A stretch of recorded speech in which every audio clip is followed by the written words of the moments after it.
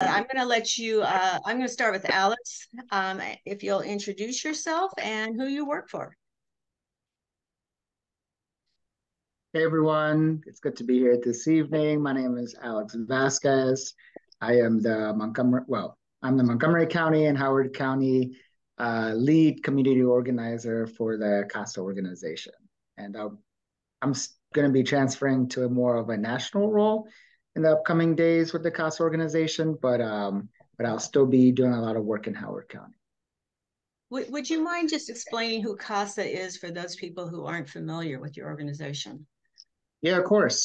So Casa is a nonprofit organization that deals with a lot of immigrant rights and a lot of working class immigrant community issues, not just here in Maryland, but across the country. We are currently physically established in 4 states: Maryland, Pennsylvania, Virginia, Georgia. We have national members all throughout the 50 states.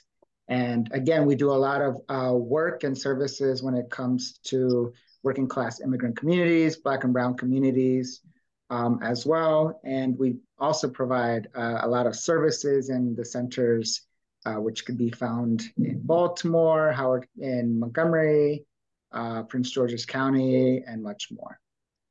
Okay, thank you. And Diana Lyles is here, and I'll let her introduce herself. Hello, everyone. My name is Diana Lyles. As of today, I'm a 25-year resident of Howard County. I moved down here on August 14th of 1998. I've raised my children here, and we definitely need to do something about rent stabilization in Howard County.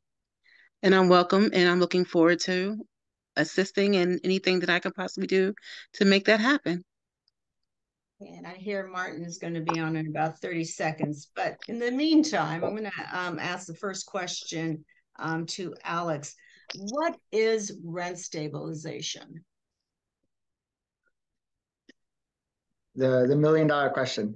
Rent stabilization is pretty simple. It's just a policy that is meant to stabilize rents and put a hard cap.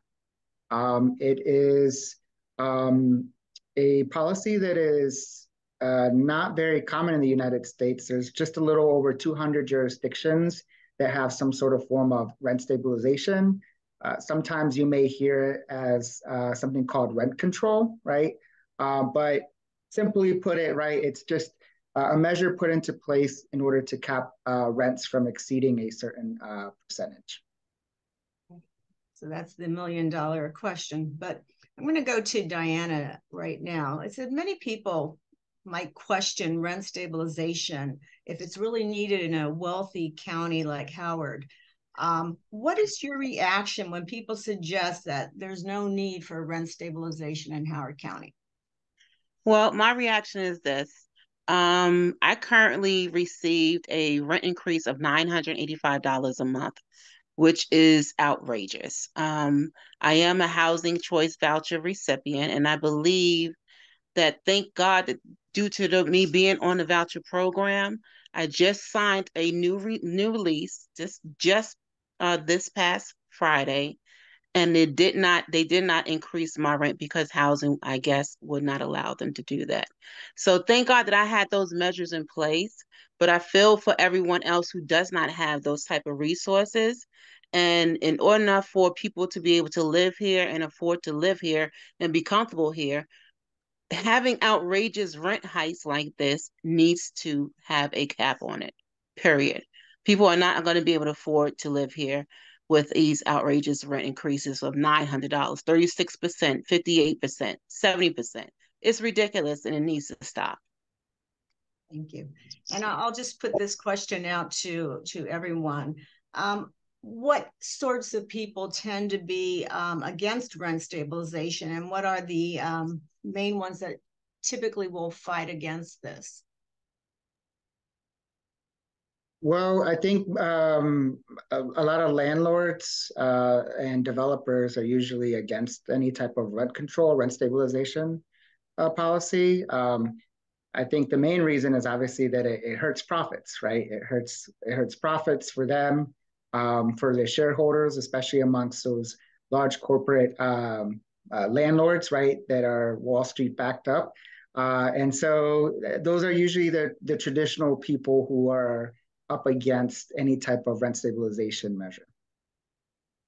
And a lot of people will say, well, if you do that, will these corporations, landlords just move out of Howard County because you're making it impossible for them to make a profit? And I'll put that out there to anyone who would like to answer that. Yeah, I mean, look, I think that that's one of the biggest pushbacks that comes from industry, right? That this is going to impact, new construction, that it's going to impact the housing market in a negative way. I like to kind of call BS on that, right? I think that there are many studies that show that this doesn't really impact the housing market in a way that they are claiming it to be, right?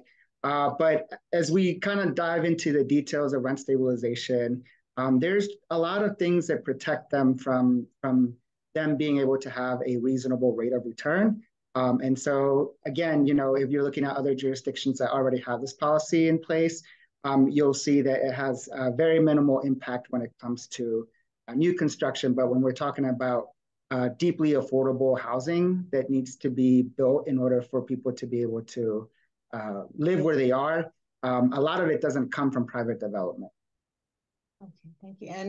And Martin is here, Councilmember Martin Mitchell, who did try to pass rent stabilization in the city of Laurel. What advice would you give to elected officials in other jurisdictions like Howard County who are considering introducing a rent stabilization bill?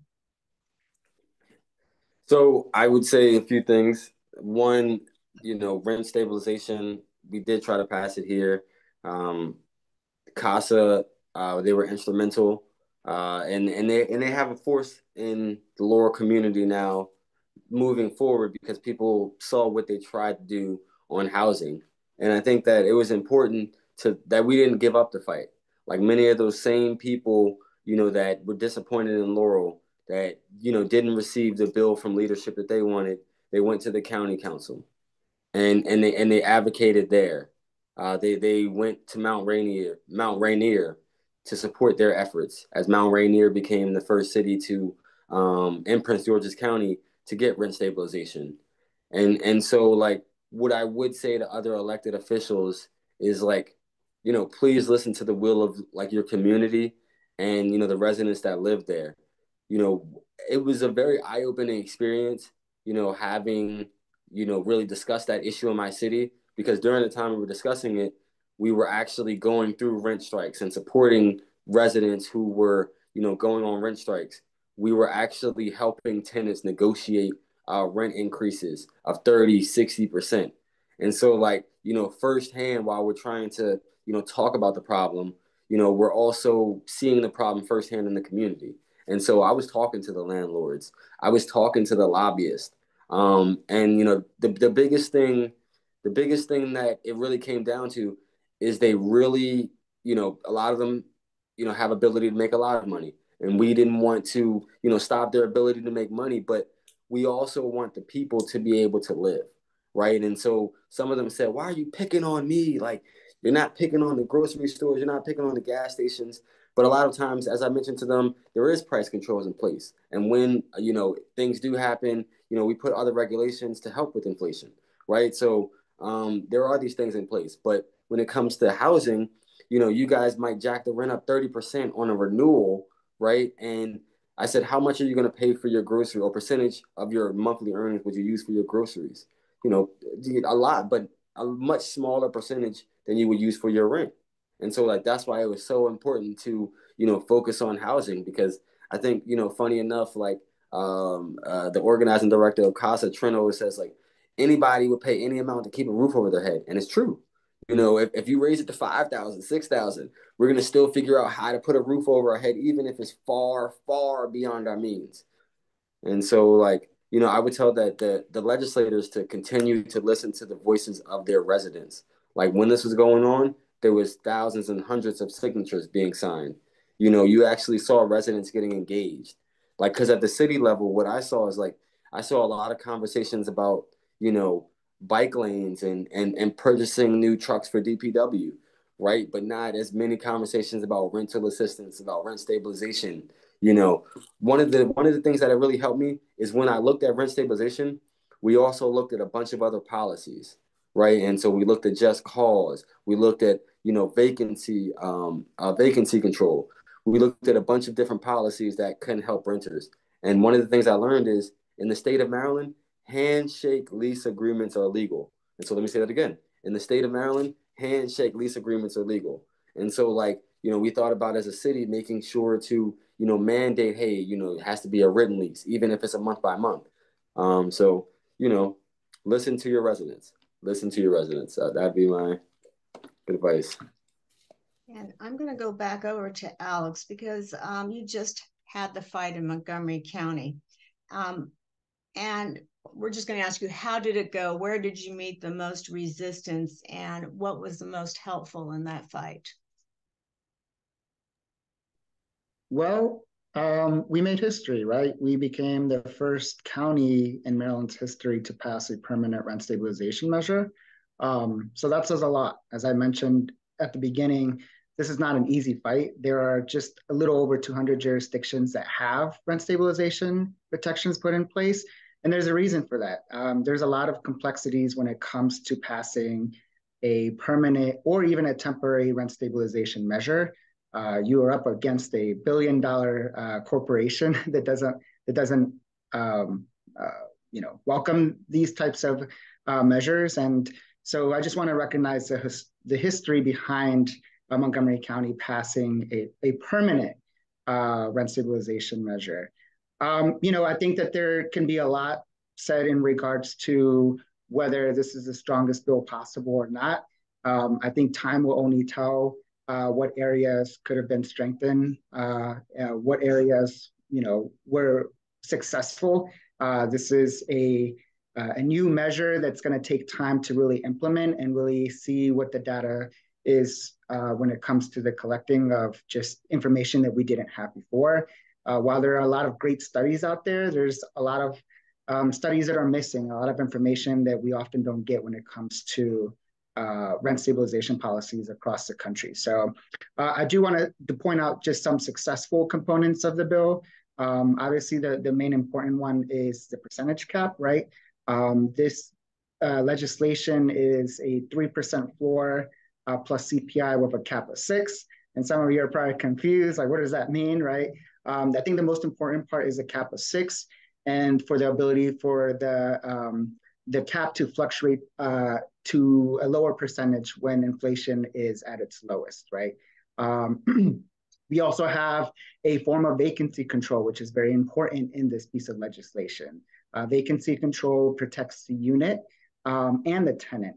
Oftentimes, we see that when there is no form of vacancy control, landlords are incentivized to not only evict the tenant, right, but to try to take the unit off the market in order to be able, off the rent stabilization protection to be able to bring it up to market rate, which we know is very expensive right now.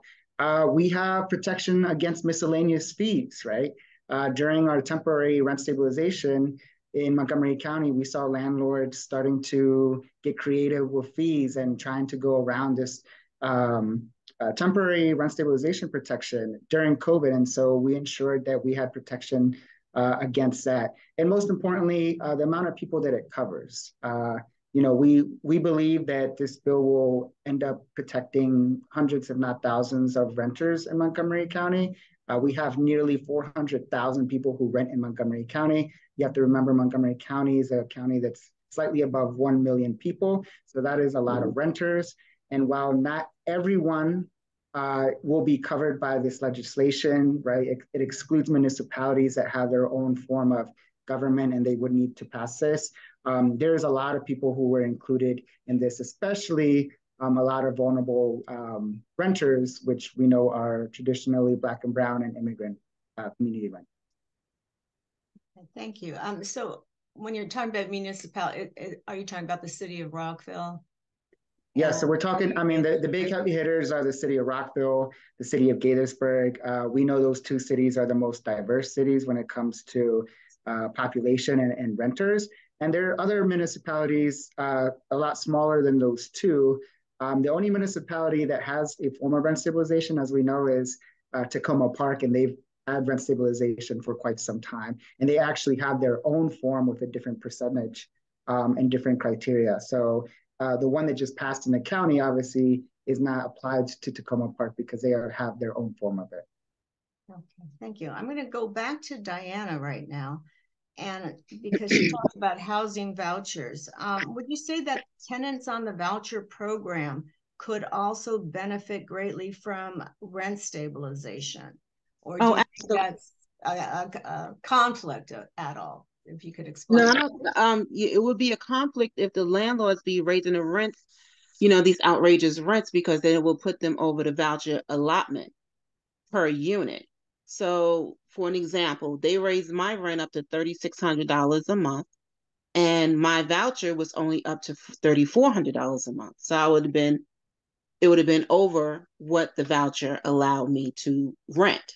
So thank God that did not happen.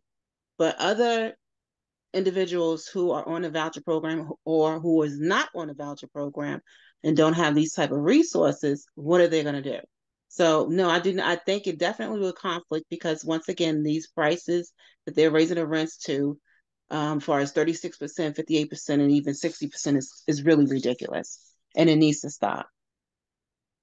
So I hope I answered your question. Yeah, but one follow-up. Do you think the Housing Commission are currently providing adequate protections for them against these rent increases? I would hope so. I would think so. But the communication needs to be more improved. Once again, I still don't know how this happened. Deb Young office did reach out to me again today to find out if I did hear from housing, which I did not. And I basically informed him, what transpired on Friday evening, which was just less than 3 days ago. And I've been waiting since, I think, May on an answer. So, I'm glad to finally get an answer. However, I still don't know how this happened. So I think that Housing Commission definitely needs to, prep up or step up their communications with the individuals who are receiving vouchers, as well as, I don't know how the other program works, but Tanika, she knows more about that than I do. But yes, I do definitely think it'll be a conflict. Okay, thank you. You're welcome. Now we know that Montgomery County had a pretty long struggle with getting this passed, and it's considered one of the more progressive counties in Maryland. What do you think? Do you think it will be harder to get this passed in Howard County? Why or why not? Any opinions on that from any of you? I'll let Martin go first. So Montgomery County had an uphill battle. I went to a lot of their hearings. I didn't speak, but I was an observer. I did speak at the press conference sometimes, try to rile them up. But I think that Howard County might have some issues, but I remain hopeful, because I was told that the county executive is coming with a bill. So I remain hopeful that the county executive is having the conversation, and he's not running away from the stabilization word. So that's positive. And what I'm worried about is sometimes when you see like the chief executive rushing to present legislation, sometimes I look at it as like, this bill is too weak. But since it was the first bill presented, it might have some legs, and but so I'm worried about that. Like, I do want to make sure that you guys have a bill that is centered around the community, and also helps people continue to make a living, right? Continue to have a business, but not making it off of the back of the residents that are there. Because truth be told, the landlords, the developers, they don't care if they gentrify your community, if people have to move out.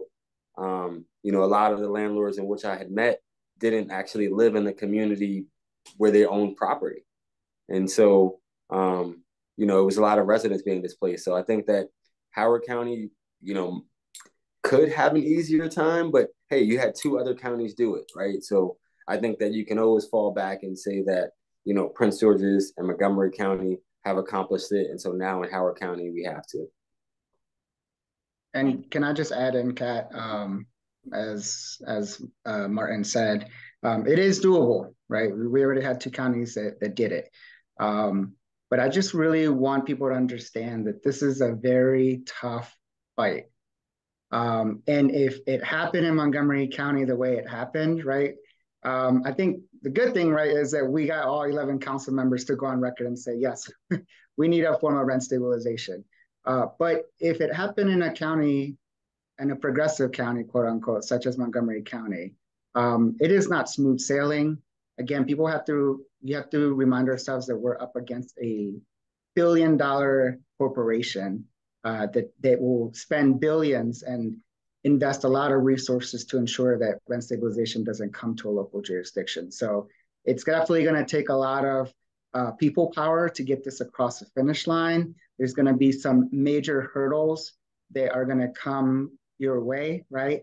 And I just don't want people to undermine just how much it's going to take in order to pass some meaningful legislation that's going to really bring stability and predictability to renters in Howard County.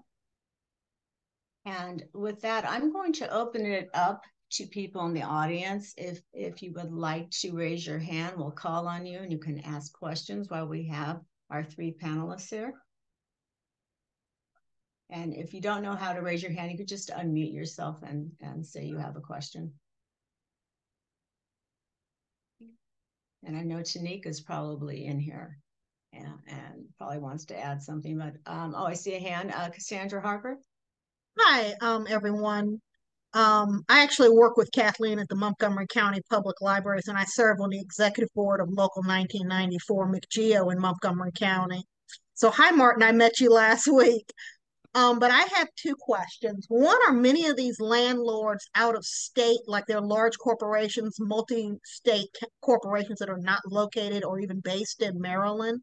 And then my second question with regard to Montgomery County is directed to Alex. Maybe you can answer this. Are there efforts to mobilize to try to get rent stabilization in the couple of municipalities in Montgomery County that do not currently have, that don't apply under this new rent stabilization? And those are my questions.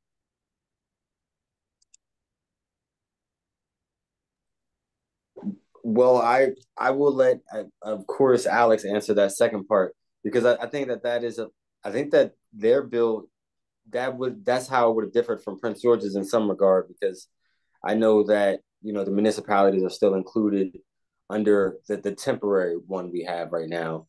And so I know that they passed a permanent bill. We have to come back in Prince George's and pass a permanent bill.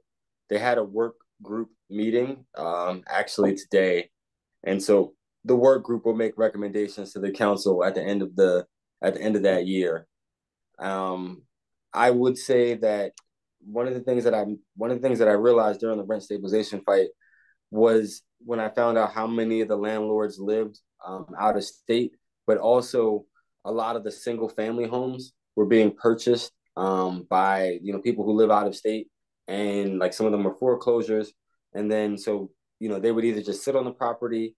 A lot of them, you know, wouldn't rent out this property. And so, you know, that of course also causes the lack of, you know, housing in a lot of the areas we see. Like, so that is something that we should be working on. We should address, making sure that, you know, we don't have as many out-of-state landlords that aren't maintaining their property, aren't renting out their property, and just causing more of a housing scarcity. Yeah, and you know, we have experience with this. Casa is part of a group called Renters Rising, which is a national, I guess you could call it, tenant association that fights, you know, housing injustice throughout the country. There are a lot of corporate landlords in the area. I could show you a list of hundreds, if not thousands, of these landlords who are, as I said earlier, are backed up by Wall Street, right? And their main mission is to make profit. And unfortunately, that's at the cost of, Black and brown communities, where they will drive up rates, kind of suck you out dry, right? Evict you, and then on to the next tenant. And as Martin pointed out, a lot of these are also houses, right? To our surprise, but a lot of houses as well. Yes, there are current efforts right now in both the city of Gaithersburg and Rockville to bring a permanent rent stabilization measure. During the last few days, I think the day or two before the final vote, the city of Rockville and the city of Gaithersburg council and mayor both sent out letters to the overall county council, essentially not supporting rent stabilization, making the cause for them not to support it as well. As soon as those letters went out, residents from both cities, community activists, organizations, unions, they came out and they testified in public hearings, essentially shaming both the council and the mayor for both cities for taking such stance, and really saying that they're out of touch with what's actually happening on the ground. And so, it's going to be a long battle in these two cities as well. But yes, there are renters and organizations right now at this current moment who are mobilizing to ensure that both cities have a protection as well. Thank you very much. And I'm going to go to Paul Basich, has his hand up. Thank you. Thanks, Alex and Martin and Diana. Terrific presentation. And as you say, this isn't only happening here. I mean, it's big time happening in places like New York State and California and Oregon. We're hearing about people who are county employees, city employees in those states who can't afford their own rents to live in their own, where they serve the public. So I'm looking for a response from you, because there has been some national attention on a national level to address this. On August 1st, 17 members of Congress, 17 senators, led by Senator Sherrod Brown of Ohio, and these include John Fetterman of Pennsylvania, Elizabeth Warren of Massachusetts, Ed Markey of Massachusetts also, Sheldon Whitehouse of Rhode Island, Bernie Sanders of Vermont, and our own Chris Van Hollen of Maryland. The 17 of them sent a letter to the Sandra Thompson, the director of the Federal Housing Finance Agency, on the point that half the rental units in the United States get government guaranteed insurance for their properties. And they are living off of our taxes. The senators wrote, there have been repeated efforts of investors using low-cost financing from enterprise-backed loans to buy properties, and then sharply raising rents, mistreating tenants, and allowing buildings to fall into disrepair. The most effective way to ensure that federally backed mortgages are fulfilling their obligation is by implementing tenant protection for all renters living in properties they back. Basically, they're calling for a system of federal rent control. And this is amazing. Now, these 17 are our people. It ain't going to happen tomorrow, but it shows that there is, national concern over this. And you folks are the tip of the iceberg. What do you think about promoting this, following up on this particular effort by these 17 senators to make it a national issue, to be addressed also nationally? Thank you. I would love to do so. I know that, I've been on calls with, the organizations of the federal government, and, rent control necessarily isn't, a conversation that they love. And I've been joined by, Selena Benitez. And so she actually passed rent stabilization. And so she was able to talk about how her city got involved, and, how it's going to impact her residents moving forward. And, her community is not going to be gentrified, at least not as quickly. It might still be gentrified at some point, but at least not as quickly. And so I would love to advocate at the federal level be right there next to Casa with the red shirts on Capitol Hill, testifying. Absolutely. So, count me in, and I saw somebody say that Baltimore City is going to start advocating. Let me know. Let me know where the protests are. Let me know where the rallies are. I'll be there. We can phone bank. If we got to meet with landlords, let me know. I am there. I'll tell you what I'll do, folks. I'll post the letter on the chat, and I think the first person for you people to call, for all of us to call, is our own Senator Van Hollen, congratulating him for being on this letter and then demanding to know what's next. How to follow this on the national level. A little sugar and thank you, as well as a little push on everyone's part. I'll put it in the chat. Let me go find it now. I didn't know Van Hollen was on the letter, but I'll give him a pat on the back. He'll get a pat on the back for that. He took the first back and a push on the shoulder. So, about what we all need to do next. Thank you.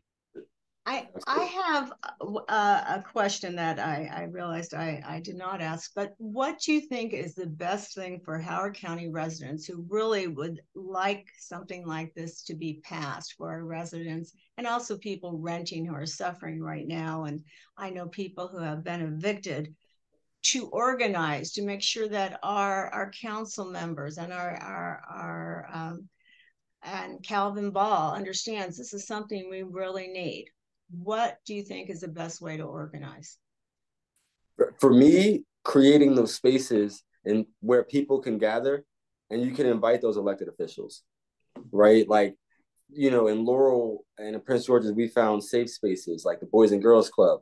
They let us hold an annual, or not an annual, a monthly meeting. So we invited housing advocates from across Prince George's County, across the state. We've even had people coming from Virginia, to join some of these meetings. And so, like, just starting, with a few organizations in Laurel, we were able to grow the coalition to like 20 or 30. And I'm sure that's something similar that happened in Montgomery, because by the time I saw their coalition list, it was long, because there's some people who will start with you early in the fight. And then there's some people who would see the fight and they will just join on, right? And they might be your partners in other legislative ideas. So I would say, like, just find a space, pick a date, say we're going to meet here for an hour, 2 hours. And then from there, you're going to need to, like, make sure you have the experts. There were several experts in which we work with. And my favorite, I'm sure you guys will meet her. Her name is Trom Wong. And Trom, she's from Policy Link. So when we started the conversation at the city level, I had already communicated with this policy advisor for a long time. I had already talked to the city council people in Minneapolis who worked to pass this law. What's working, what's not working, and then looked at other cities in which it passed, talked to some of their elected officials. A lot of times when it comes to politics, it's not about reinventing the wheel, right? It's about making sure we do the research, making sure we do the due diligence, and making sure we really have the community's input as we move forward. And so, set up those community spaces, have that Howard County Housing Coalition, and I'll come. You guys got that Owen Brown Faith Center, right? So I went there last year for the housing conference, and I'll be there again this year. Set up those spaces. Yeah. And Kat, I just want to note that I think that there's already steps being taken, right? Thanks to Jake and some other people that are on here, trying to essentially replicate the blueprint in Montgomery County, right? Which is build people power, build tenant power, right? We had to build one of the largest coalitions that the county has ever seen outside of the Fight for 15 in order to get this legislation through the finish line. This is an issue that impacts a lot of people, a lot of organizations, a lot of unions, a lot of faith groups. It's an issue that people connect well with, right? I don't think you'll find anyone that doesn't agree that the rent is too damn high in Howard County and across the region and across the country. So it's an issue that a lot of people already have, unfortunately, common cause with, right? Everyone's rent is too high. And it's just a matter, as Martin said, coming together, finding that space in order to organize and ensure that you are putting pressure on even some of your most progressive leaders in the county council and the executive government, because again, we're up against a huge $1 billion corporation. And it looks like I have one more question in the audience. Ian Miller. Yeah, hi, thanks, Kat.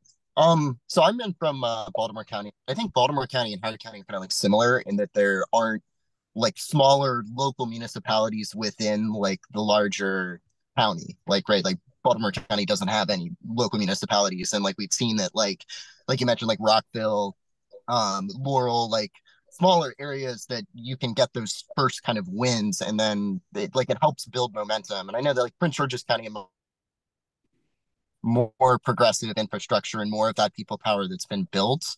But I guess like as far as like start in areas where you can't build that sort of like get those smaller wins like before progressing to like the county level measure, I don't do you have any like tips on where to start? Because I think it just depends on the political makeup of where your county is looking like in the municipalities. So, for example, in Montgomery County, we don't have any political support in both municipalities, the city of Rockville and the city of Gaithersburg.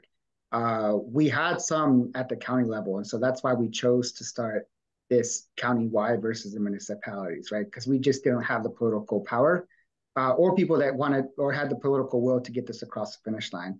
We had to heavily involve ourselves in the latest election to elect people who support rent stabilization.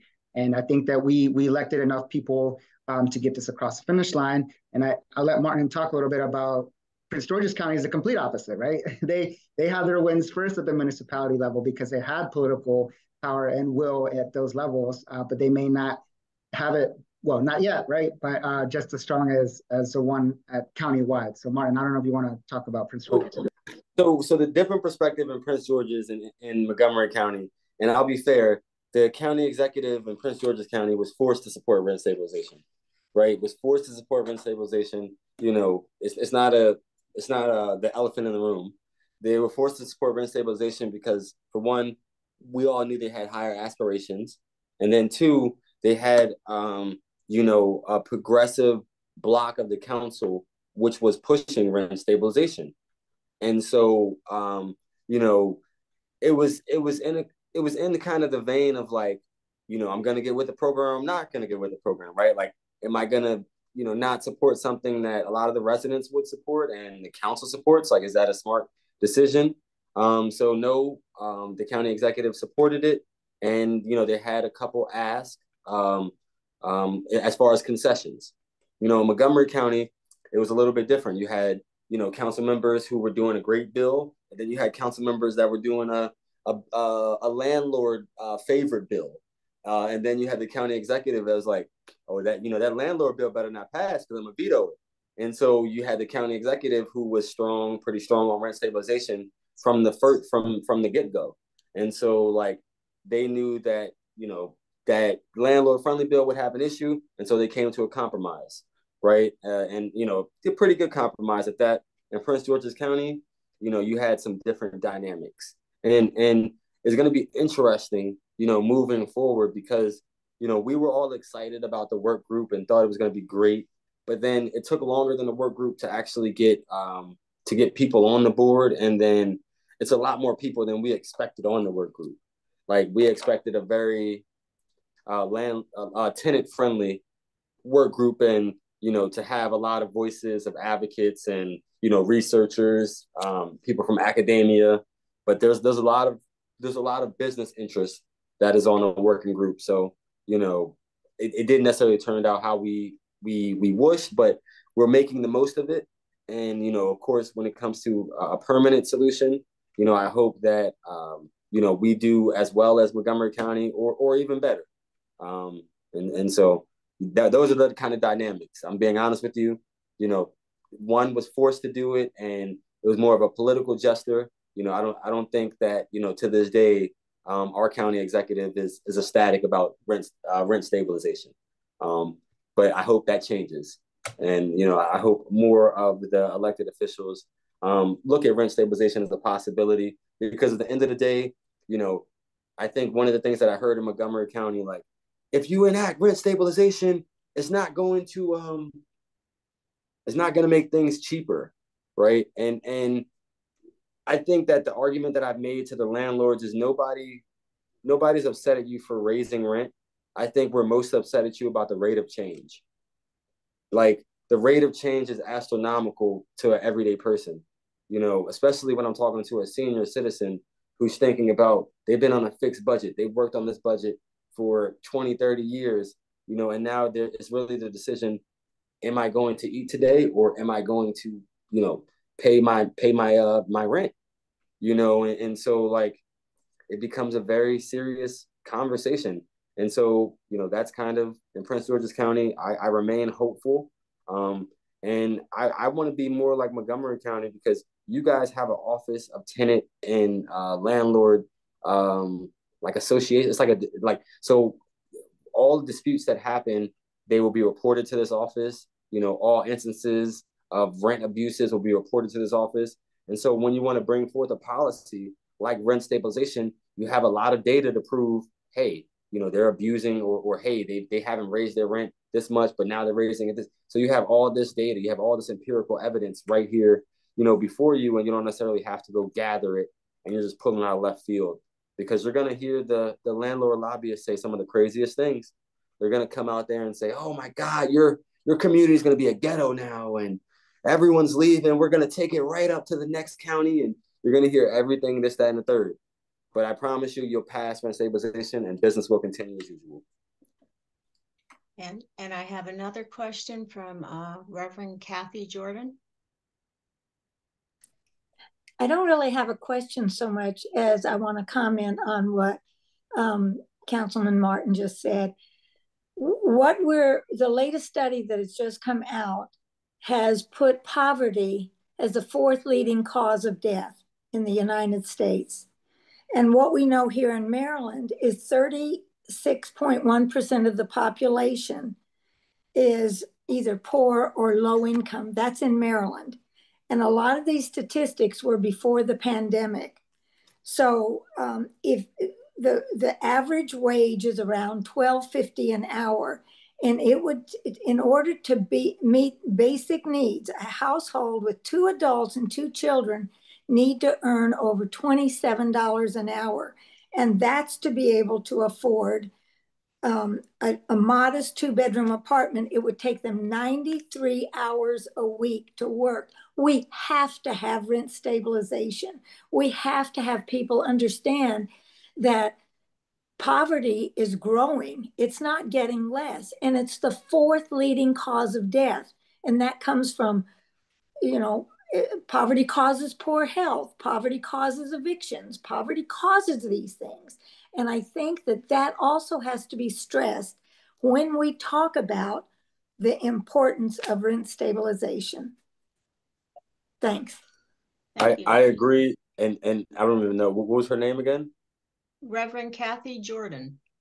Reverend Jordan, you hit it on the nose, because a lot of times we don't talk about the socio-economic effects of rent stabilization, right? We don't talk about, kids that are able to continue going to the same school because they're not displaced several times a year, because their parents are just trying to, do what they can, and the rent keeps going up, right? And stories like that. We don't talk about the fact that I work with a lot of food pantries in Laurel, and a lot of them have said that, like, you would think that the need, has decreased for food and food insecurity, but the need has only gotten greater.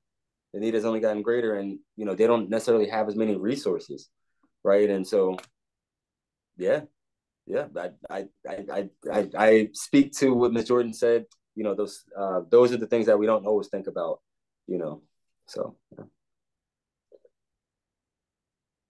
I guess it's about 8:23. I wanted to give, first of all, thank Diana, Alex Vazquez from Casa, and Councilmember Mitchell, but I wanted to give Councilmember Mitchell a little, a minute to plug his event that's happening at Busboys and Poets out here in Columbia in Howard County. I appreciate it. Howard County is one of my second homes. As people know, Laurel touches 4 counties. It's in Prince George's County. It adjoins with Anne Arundel, Montgomery, and Howard County. And so on Thursday, I will be at Busboys and Poets, 5:30 to 7:30, for a fundraiser. As you know, I'm a progressive candidate. So I'm not accepting money from developers. I'm not accepting money from the big landlord corporations. I'm accepting money from people who are going to help me change the community and revolutionize not only Laurel, but the communities that touch Laurel and all throughout the state. And so, like, I think of myself as, time 5:30 to 7:30. I think of myself someone as a local leader, and I've been making changes locally, like, of course, with the rent stabilization and now collective bargaining. But I'm someone who wants to use my voice outside of the city as well. And I've done that before. And, I want to say in the housing aspect, watch out for just cause, because we're going to be fighting for just cause law at the state level. And so we want to make sure that as we continue to pass these rent stabilization laws at the local level, that we have just cause at the state level. So people just aren't evicted, or their leases aren't renewed, for no silly reason, right? And so 5:30 to 7:30, Busboys and Poets, Columbia. And the guest speaker will be your own council chair, Christiana Rigby. Yeah. Oh, interesting. And do we need tickets, or can we just show up? So I think my assistant is on, at least maybe she dropped off, but I'll drop the link in the chat, because I saw her on here earlier, but I'll drop the link in the chat. Like, you can buy your ticket in advance, drop a donation, or just come, donate at the door. For the most part, just come on by. Even if you have $5 in your pocket, we still want you to come on by. As I tell people, like, donate what your heart and your wallet can allow, but don't let that be an obstacle for you not to come out and to engage in the movement, because it's going to take all of us. Right. Thank you. And I wanted also to just do a little shout out for those of us who have been door knocking, showing up at the farmers market and trying to reach out to renters in our community. And I know Jake was out there last week, and I was out there. Diana came out. My husband Francis came out. We can use all the help we can get for people talking to people who are suffering under huge rent increases and may get displaced. We don't want to lose our residents in Howard County just because they cannot afford the increases. So please contact, and you can contact Jake, you can contact me. Jake, do you want to put our information in the chat? You can reach out by email. You can call me. I don't care. Anyone, you can give my cell phone number out. And we can use all the help, especially if you are bilingual in English, Spanish. I really could use you as well. Bilingual in any language, really. I met a lot of people from different African countries at the farmers market. So any kind of help in the community we could really use. Because as you know, Jake, when we organize, we win. That's right. So that's the Our Revolution motto, for those who don't know. Yeah. Okay, I'm gonna say thank you to our panelists and give it back over to Jake. Yeah, and I see Paul had his hand up. Paul's hand is up. No, just a footnote. As we go to Martin's fundraiser at Busboys and Poets, look around. Do look up at the beautiful housing there in the Meriwether district. It's gorgeous, it's new, and the cheapest is $3,000 a month for a one-bedroom. This is the kind of development we're seeing here in it's definitely not affordable. Let's just definitely not affordable. Go figure. Thank you very much. Keep it up. Yeah, and I just put the link to purchase tickets or just to donate in general to Martin's campaign. It's very important, in my opinion, that we get him elected. I knocked doors for him for city council when he first got elected. It's only like 15, 20 minutes away from us. And so I think his election's later this year. And so not too far away. And so thank you, Martin. And to Paul's point, the expensive luxury apartments in downtown Columbia that they're trying to build a lot more of in the upcoming general plan, that's one of these exemptions we have to look out for, that they're going to try to put in to water down the rent stabilization bill. They're going to say rent stabilization, but not for new units that are being built, not for new construction. They're exempted for the first X number of years. I think it was in Montgomery County. It might have been 23 years. And so we have to make sure that, you know, we either get no exemptions or limit the amount of exemptions so that when they build these new apartments, the rent stabilization applies to those tenants too, because as we know, they're already starting out expensive. And so, yeah, so thank you, Paul, for bringing that up. Thank you to all of our panelists. Thank you, everybody. Please go purchase a ticket for Martin's thing. Hopefully I'll see you on Thursday. And other than that, see you all maybe at the social event September 4th, Labor Day. If not, next meeting September 11th. Take care, everybody. Have a good night. Thank you. Good night.